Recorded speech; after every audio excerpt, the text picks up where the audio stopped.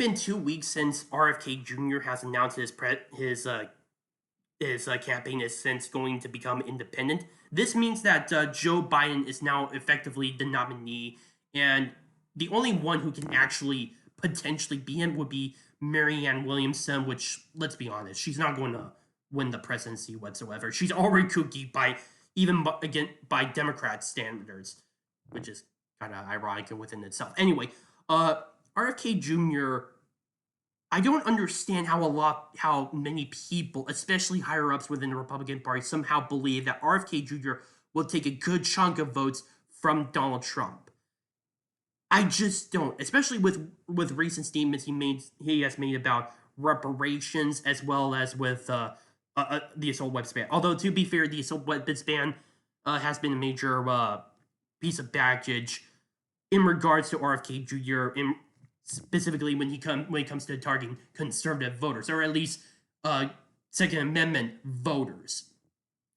But nonetheless, there have been a lot of people that somehow think that RFK Jr. will take votes away from Donald Trump. But because of what he's done, especially with supporting the idea of reparations, I doubt that's going to get very many conservatives on board with RFK. Because honestly, a lot of people within the Democratic Party have been trying identity politics, have been trying to push that onto people, and reparations is one form of trying to push identity politics on a lot of people. And let's be honest, Republicans, conservatives, do not like identity politics, and they do not like reparations, me, myself included.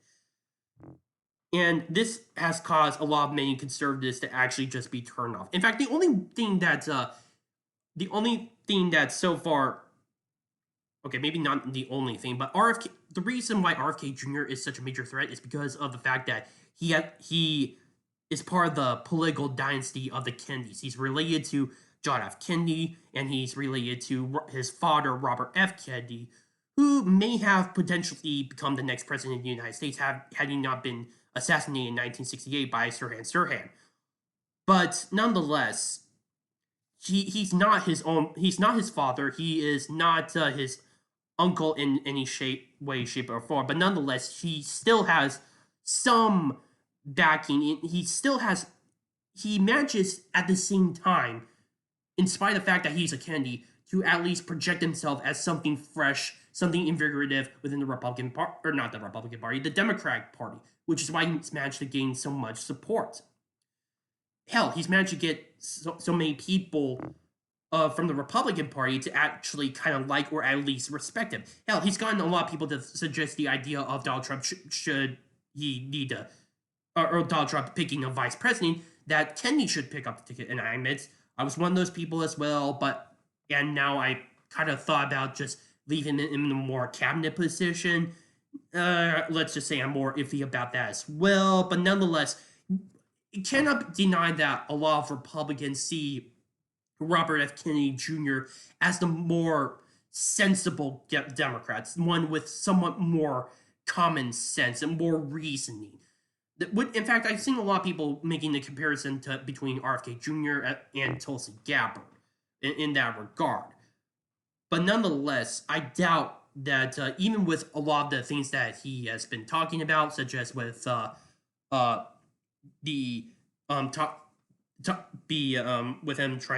with him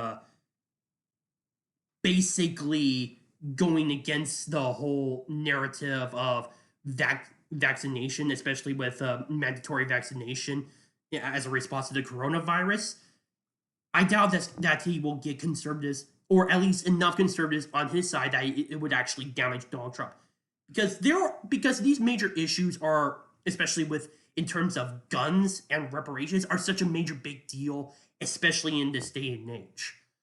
I doubt that because of the fact that RFK Jr. actually supports the idea of banning assault weapons, aka semi-auto rifles, and supporting reparations, this is not going to get social conservatives on his side. Absolutely not. It's more likely that it would attract people from within the Democratic Party. People who absolutely do not like Joe Biden, who see him more as an establishment figure, who see him as nothing more than just a political party. And honestly, I can't necessarily blame people who side with RFK Jr.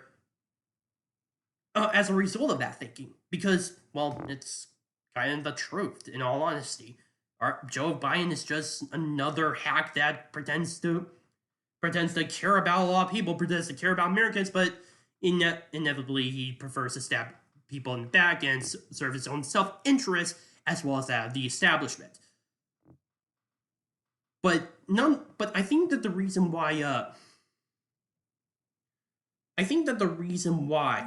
that RFK Jr. is going on with this is because he's still in.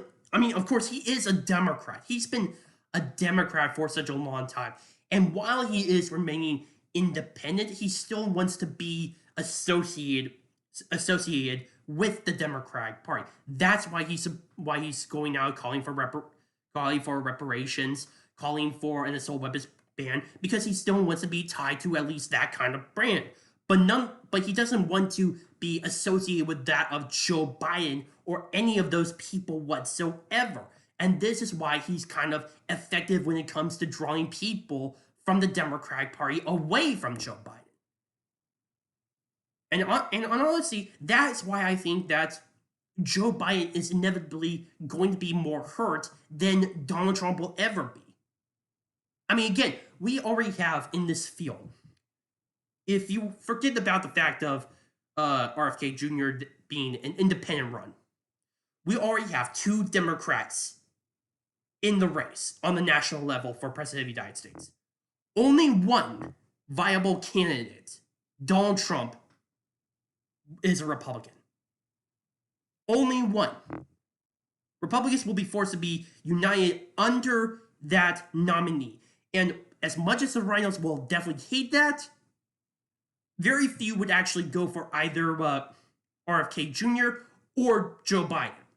In fact, it's more likely that they would prefer to associate themselves with RFK Jr., especially with the fact that, well, he isn't Joe Biden, and he's certainly not Donald Trump. So based upon that regard, RFK Jr. will at least take those votes. But are they enough? Absolutely not. They are absolutely not enough. RFK Jr. may have a high favorability rating within the Republican Party. However, RFK Jr. is not a Republican, for one, and two, Donald Trump has a much higher favorable approval rating than RFK Jr. has. So I completely doubt that enough Republicans will switch sides to either RFK Jr. or to Joe Biden to actually cause a major dent. Absolutely not. But then again, who knows?